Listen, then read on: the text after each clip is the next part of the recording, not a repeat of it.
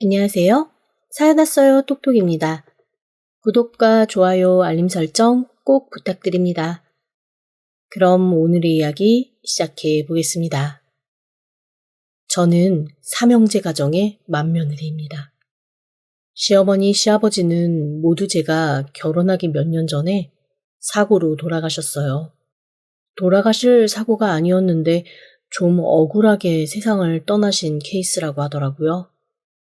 운전을 하시다가 갑자기 튀어나온 아이를 피하느라 핸들을 꺾으셨는데 꺾은 곳에서 잘못 부딪히는 바람에 두 분이 동시에 돌아가셨거든요.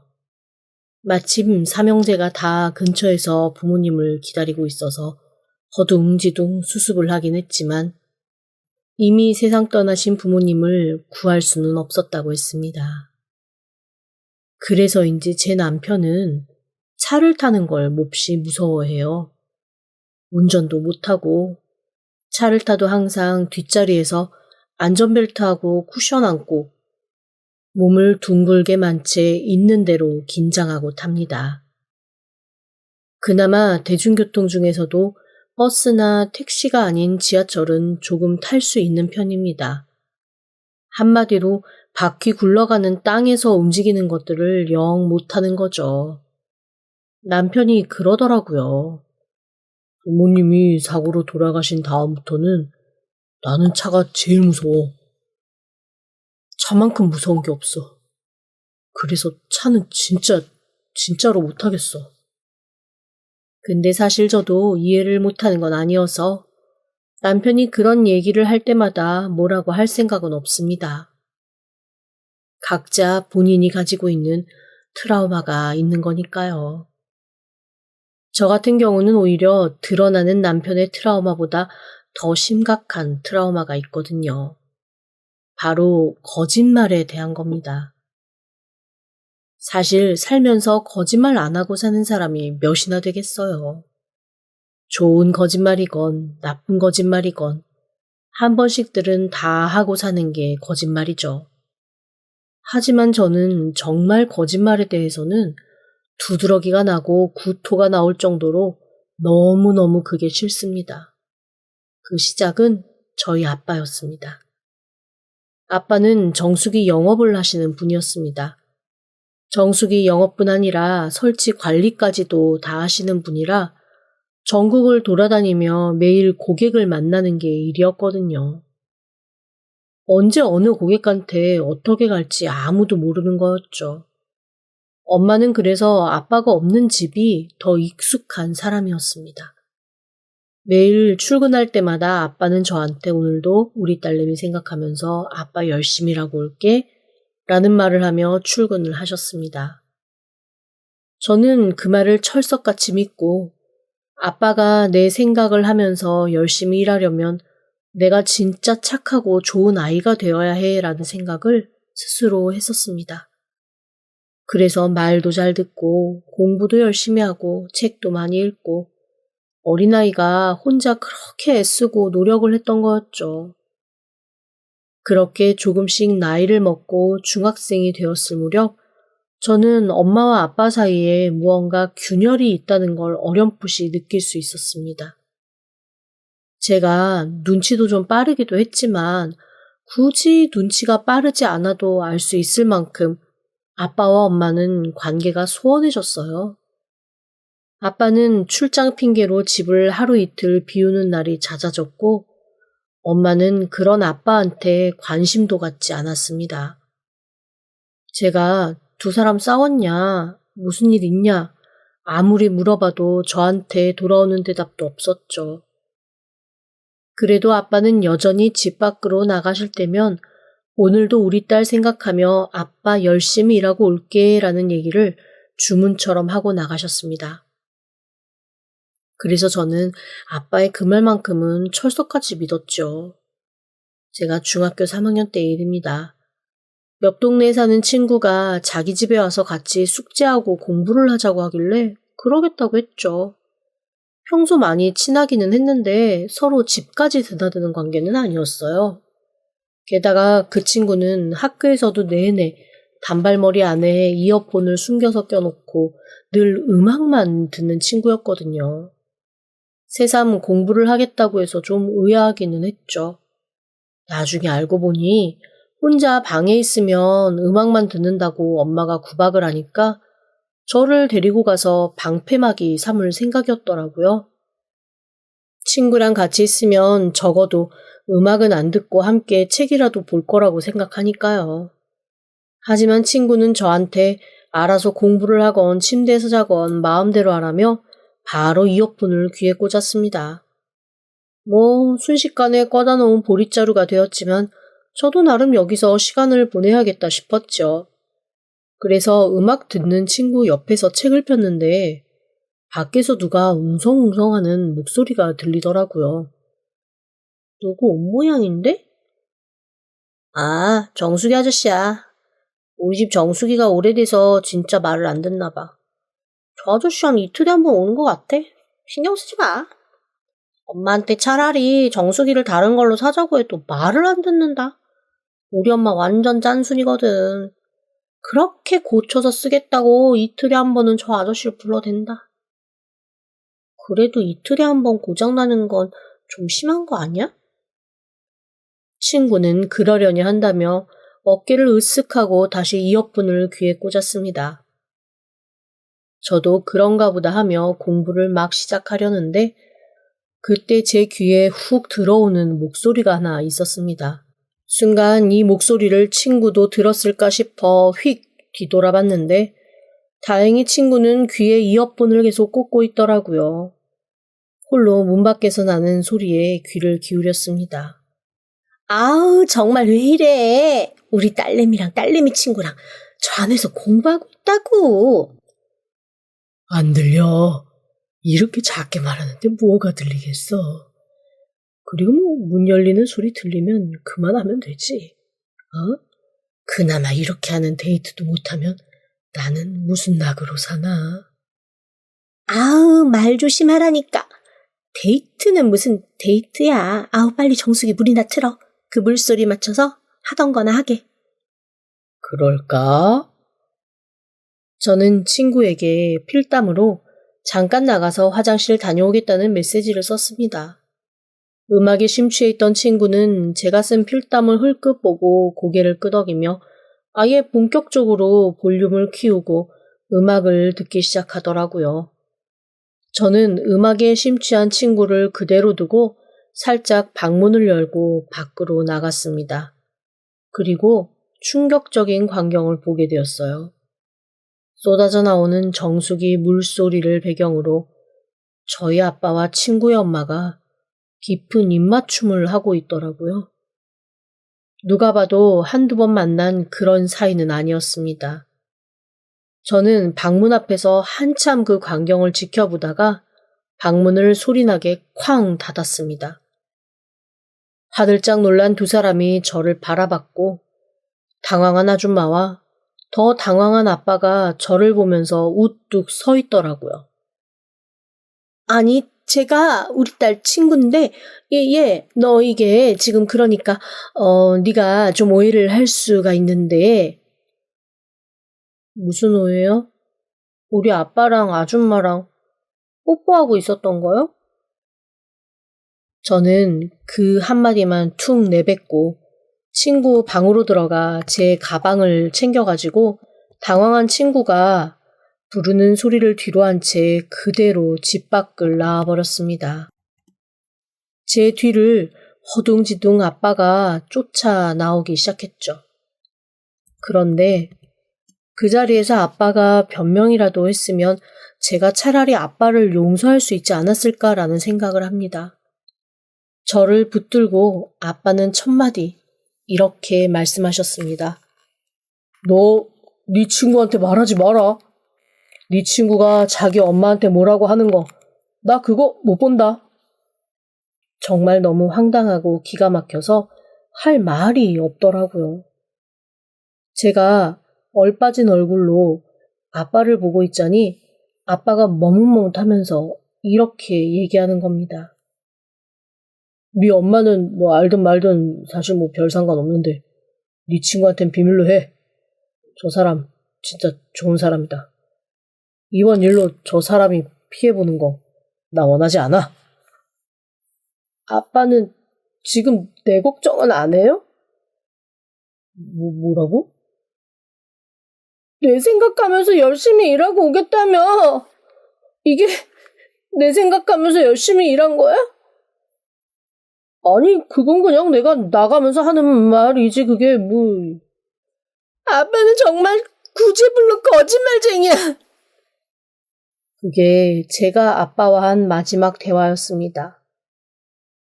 저는 아무것도 숨길 생각이 없었고, 엄마와 그 아줌마, 그리고 제 친구까지 불러 모아 제가 본 모든 것을 털어놓았습니다. 제 얘기를 듣고 엄마는 한숨 푹 쉬며 그 앞에 사진을 내놓으시더라고요.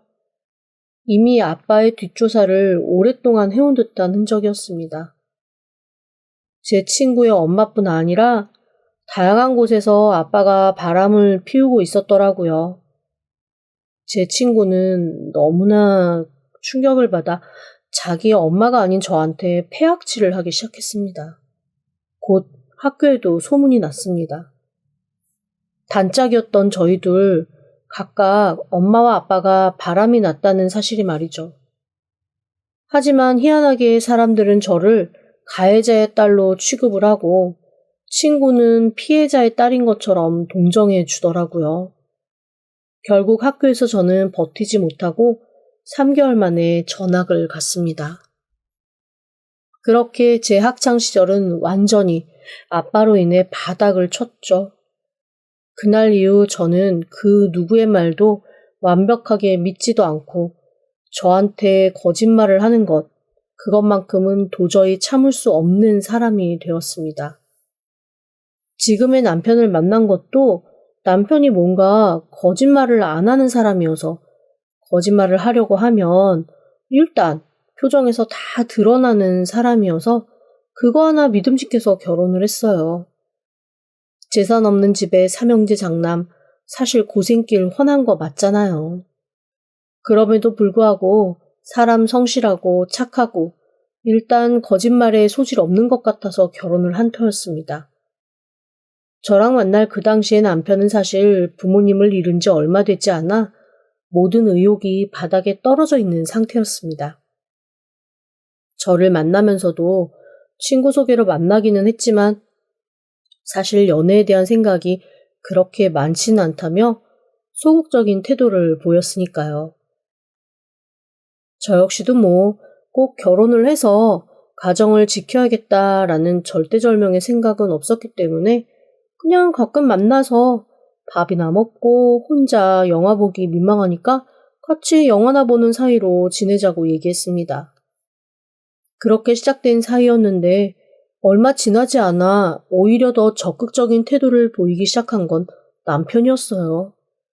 나중에 들어보니 자기를 다그치지 않고 그냥 기다려주듯이 옆에 안정적으로 있어주는 제가 너무 좋았고 저를 놓치면 큰일 날 것 같다는 생각이 들었대요. 사실 그 얘기를 들으면서 조금 마음이 찔리기는 했습니다.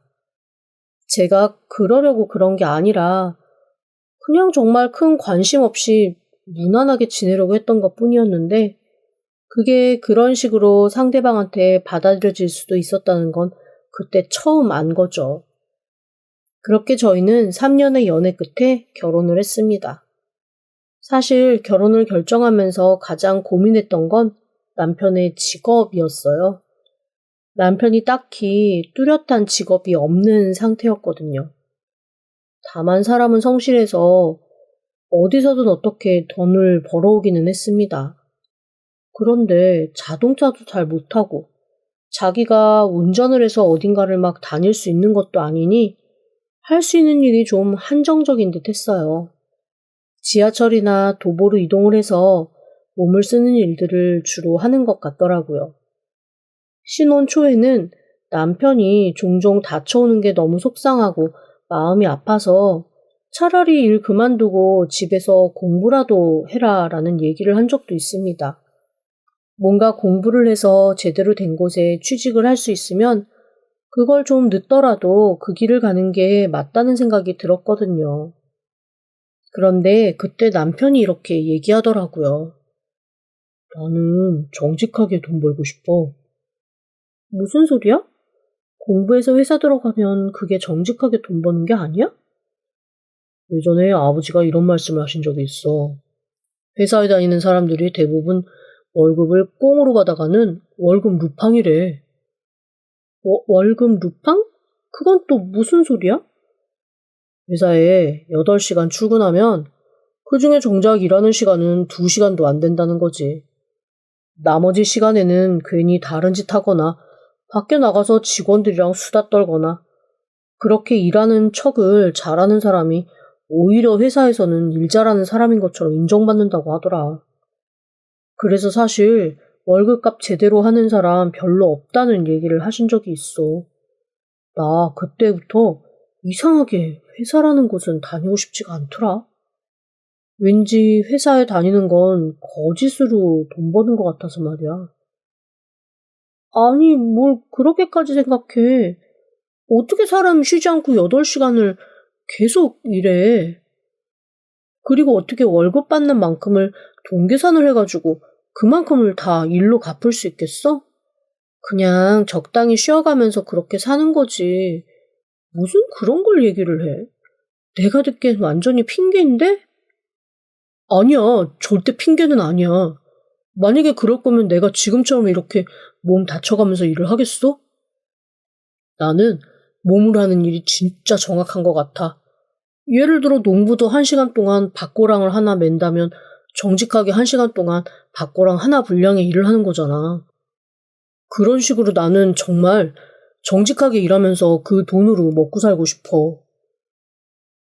남편이 의도한 건 아니었겠지만 그 정직이란 단어, 저한테는 정말 중요한 단어거든요. 그렇게까지 얘기하는데 제가 더 이상 그 사람한테 제 의견을 받아들이라고 우길 수가 없었습니다.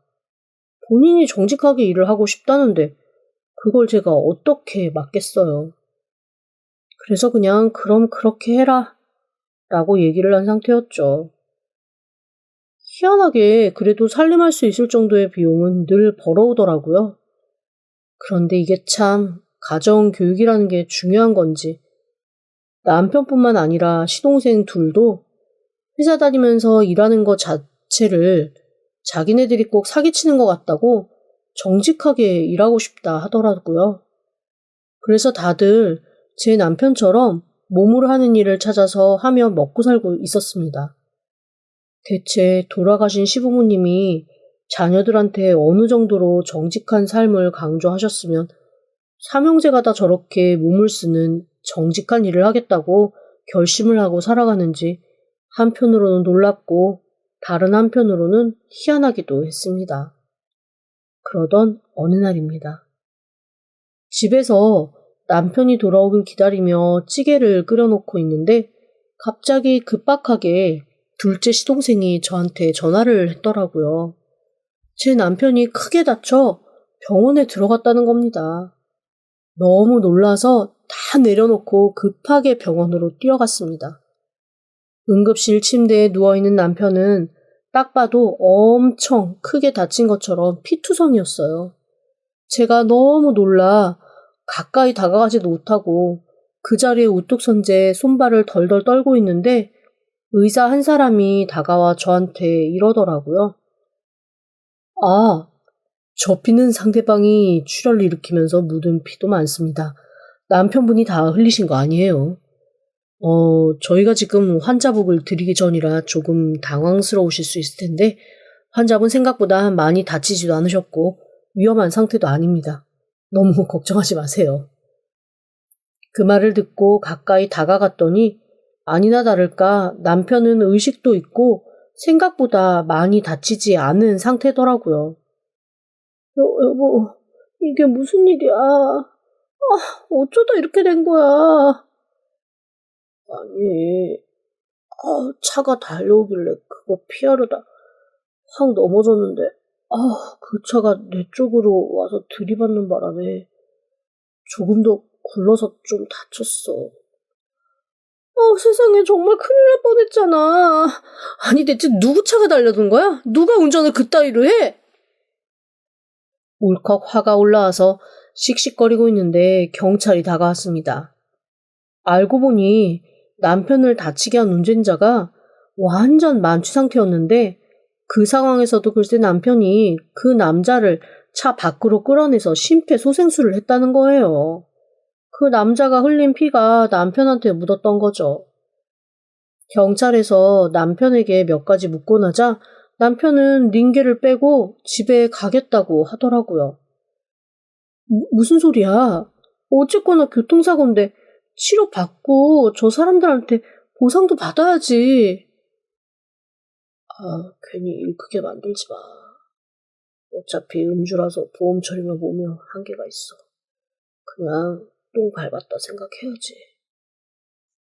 보험으로 안 되면 개인적인 보상이라도 받아내야지. 당신 아무리 사람이 착해도 이건 아니지. 아유, 괜찮다니까.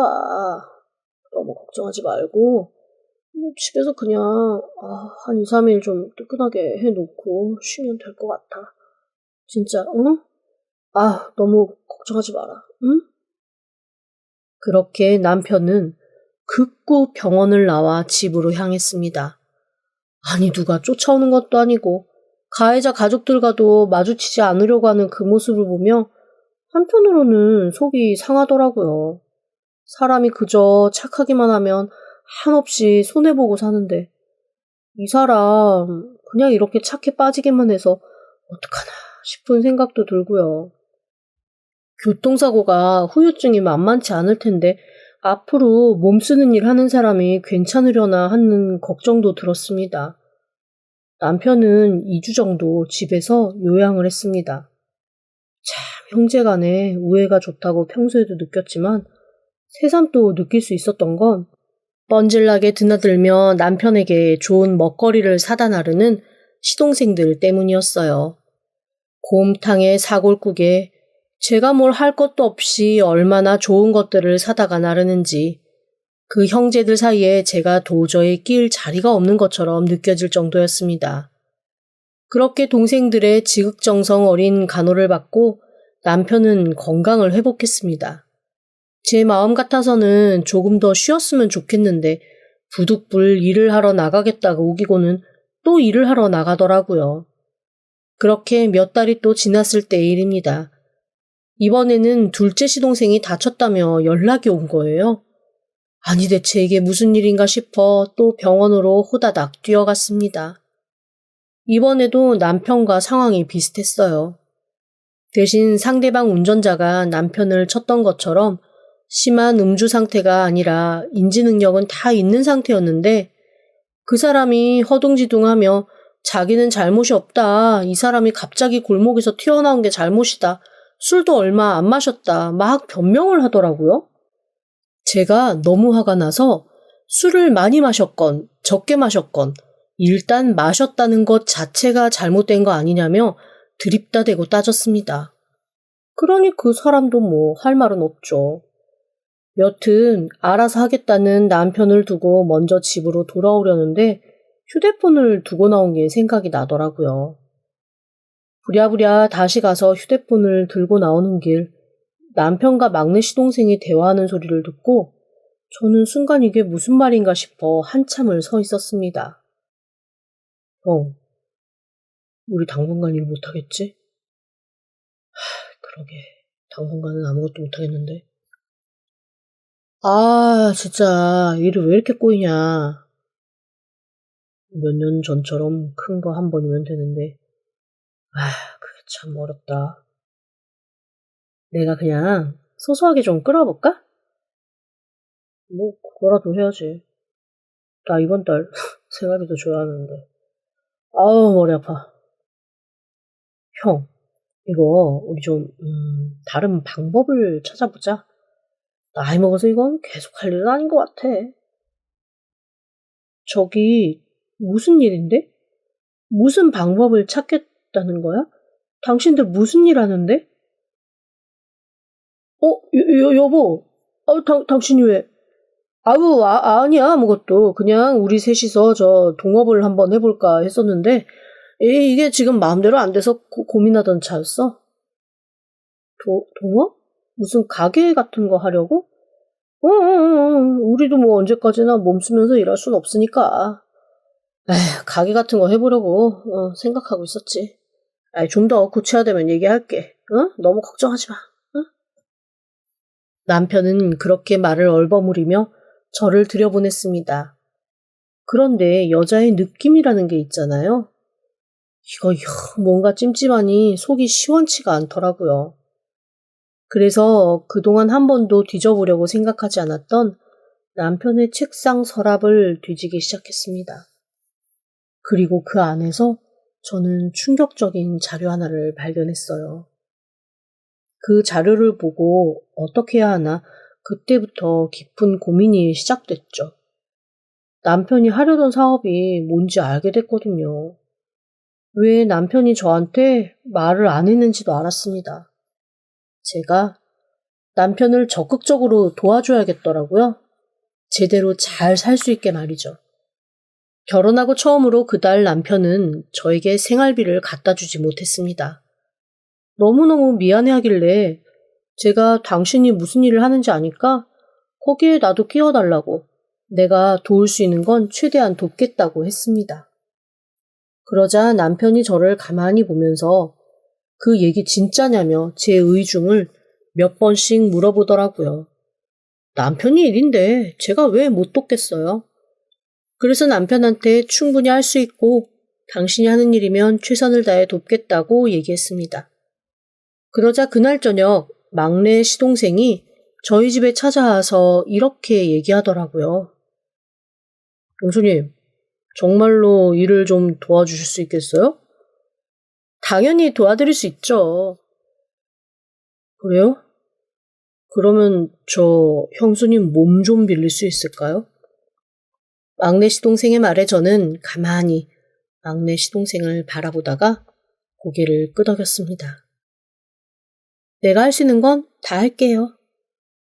제 표정을 보고 남편과 시동생은 조심스레 계획을 털어놓았습니다. 저는 그 두 사람의 얘기를 가만히 듣고 그 두 사람이 시키는 대로 하겠다 했습니다. 그리고 이틀 뒤 저는 두 사람이 말한 골목에 서서 신호가 오기를 기다리고 있었습니다. 시동생이 전화를 해서 다급하게 지금 출발한 하얀 차라고 말하더라고요. 골목 안에 몸을 숨기고 있다가 그 차가 다가왔을 때 빠르게 뛰어나가 차 앞으로 몸을 날렸습니다. 쿵! 바닥에 쓰러지던 순간 남편과 시동생이 달려와 저를 일으켜 세웠고 차 안에서는 덩치가 산더미 같은 남자 하나가 나왔습니다. 여보! 아이고 내 맘대로 죽네 죽어. 야, 너 술 마셨지? 술 마시고 운전했지? 아주 단단히 걸렸어. 김철수, 김갑수 씨, 당신들을 자해공갈, 보험갈취, 사기 혐의로 체포합니다. 변호사 선임하실 수 있고 지금부터 하시는 모든 말씀은 법정에서 불리하게 뭐라고요? 당황한 남편이 저를 잡고 있던 손을 툭 떨구더라고요. 그래서 툭툭 털고 일어나서 말했죠. 당신 사업 내가 알고 있다고 당신 정직하고 바르게 살고 해주겠다고 했잖아. 그동안 벌였던 일에 대한 시나리오, 두 시동생이랑 짰던 모든 작전 내가 다 신고했어. 이분 형사야. 술 안 드셨고 빈소주병에 물 채워서 그것만 2병 드신 거지? 당신이 어떻게 나 도와준다며? 도와준다고 했잖아. 내가 당신이 바르게 살 수 있도록 돕는다고 했지. 언제 사기치는 거 돕는다고 했어? 잘 생각해봐. 난 당신이 사기치는 거 돕겠다고 한 적 없어. 남편이 황당한 얼굴로 멍하게 서 있더라고요. 그건 시동생도 마찬가지였습니다. 형사님이 무전으로 뭔가를 듣더니 다른 곳에서 다른 사기를 치려고 대기하고 있던 나머지 시동생 하나도 검거 완료했다고 하시더라고요. 그렇게 남편과 두 시동생은 경찰서로 끌려갔습니다. 네, 제 남편과 시동생은 사기꾼, 자해공갈 보험 사기꾼들이었어요. 팀으로 움직이며 사각지대에 있는 돈을 갈취하는 나쁜 사람들이었죠. 알고 보니 시부모님도 그렇게 살아오셨더라고요. 그러다 일이 잘못돼서 두 분이 돌아가신 거고, 이게 무슨 좋은 유산이고 유지라고 형제 셋이 물려받아 하고 있었던 겁니다. 어이가 없었지만 어쩌겠어요. 이런 대물림은 누군가가 끊어줘야죠. 그래서 저는 온갖 정보들을 모아서 경찰에 신고를 했고 인지수사하는 데 참여한 거였습니다. 그동안 얼마나 많이 다양한 사기를 쳤는지 형량이 가볍지 않더라고요. 저는 이혼 소송도 함께 진행했고 보험사에서도 그 삼형제를 상대로 소송을 시작했습니다. 1년 반 뒤 저는 결국 이혼에 성공했습니다. 그리고 법원에 신청해서 개명도 하고 주소지도 바꿨어요. 그 삼형제와 다시는 얽히기 싫었거든요. 사기꾼 전 남편 때문에 거짓말에 소름 돋는 적 증상이 더 심해지기는 했지만 그래도 인생 전체를 사기당하지 않은 것만으로도 다행이라고 생각하려고요. 진짜 눈 감으면 코 베어가는 세상, 결국 제가 똑똑하게 사는 것밖에는 답이 없더라고요. 지금까지 들어주셔서 감사합니다. 구독과 좋아요, 알림 설정은 사연 왔어요 톡톡에게 큰 힘이 됩니다. 지금 바로 구독 부탁드립니다.